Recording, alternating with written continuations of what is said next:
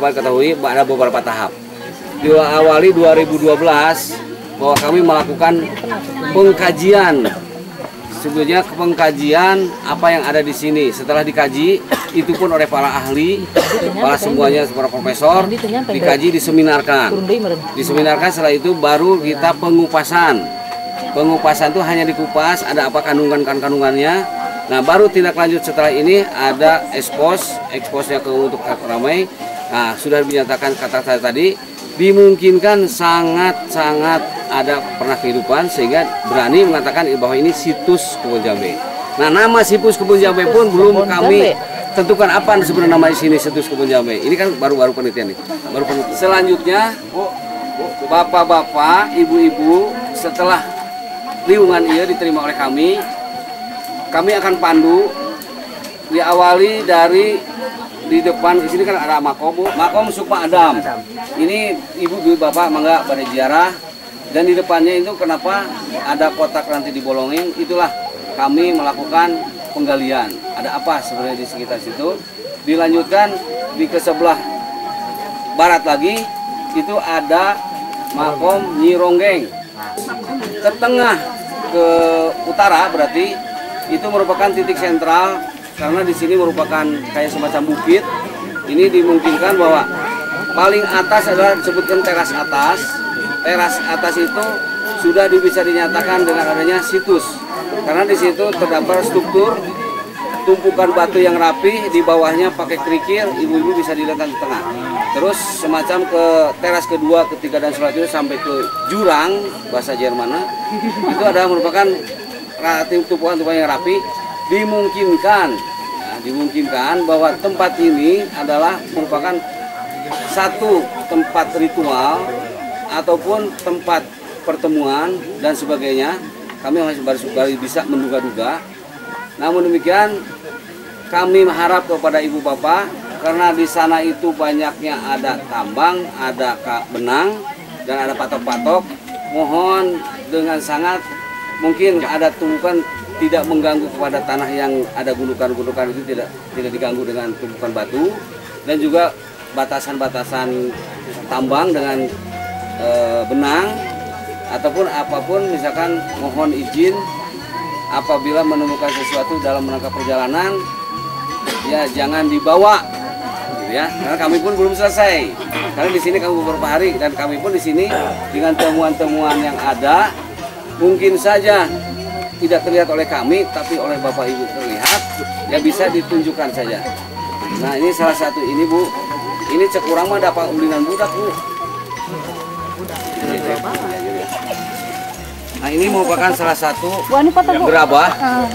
Ini yang paling atas ini, paling atas tuh paling latar belakang di atas.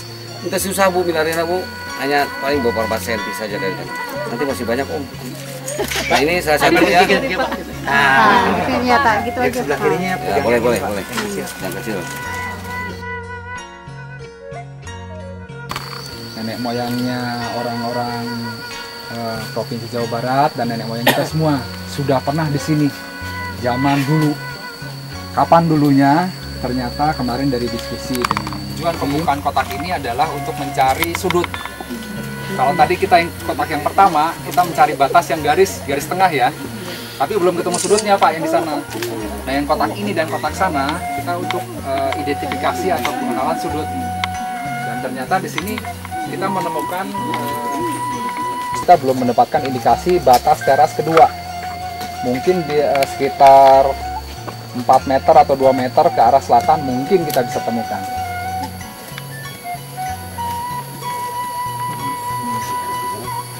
Kita lihat temuan dulu manusia. Jadi salah satunya adalah yang satu konteks atau satu masa dengan masa prasejarah, yaitu adalah ini. Ini adalah contoh bagaimana manusia masa lalu membuat pisau, Bapak Ibu. Jadi pisaunya dulu tuh tidak dibuat dari logam, tapi dari batu. Bagaimana dibuatnya? Yaitu menghantamkan 2 buah batu dengan batu sampai menjadikan pecahan seperti ini, tajam-tajam. Itu ketemu lagi. Kemudian masa berikutnya gerabah sama ini.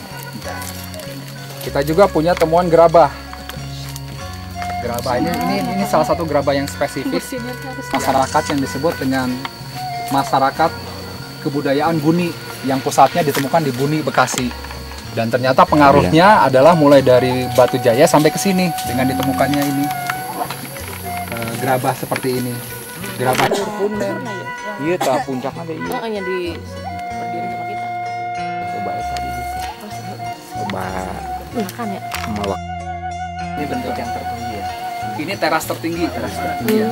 Caranya lurus untuk itu tadi mengetahui batas teras. Jadi sejauh mana, seberapa banyak terasnya. Kita buka ke arah utara ke sana. Dan ternyata setelah kita buka, ada beberapa indikasi batas teras. Kita bisa lihat di sebelah sana. Karena kita lihat juga ada di temuan permukaan ada indikasi lurus nih. Ya. Yang kita duga adalah batas teras. Dari teras teratas tadi.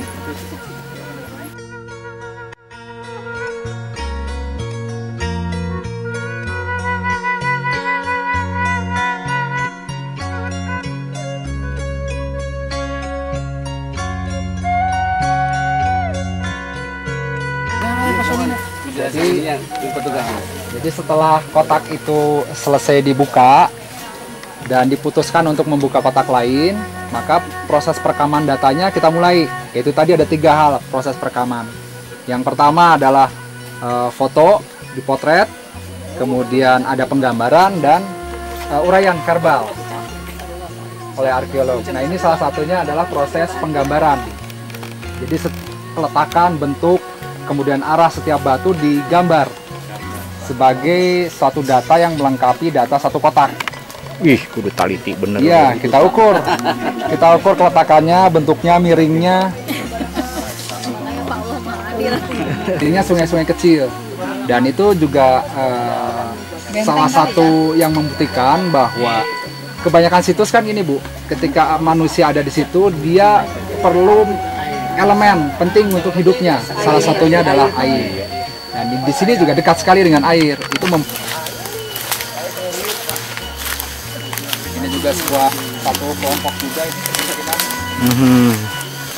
Cuma belum begitu terlihat karena tertutup oleh tanaman. Indikasinya apa ini maksudnya?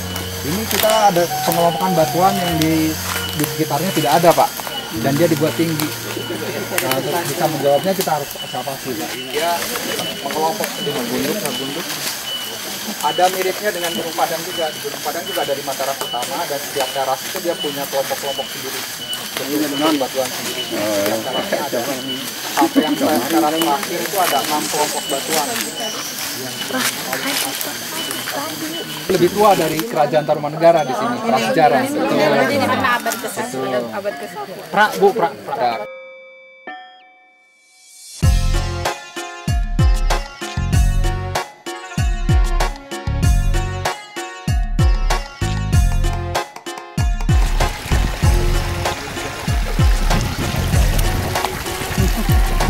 Duluan Kak. Shit. Rekam. Dina amparan sajadah abdi sumujud pasrah diri nula mokot dosa nyangakeun sadaya daya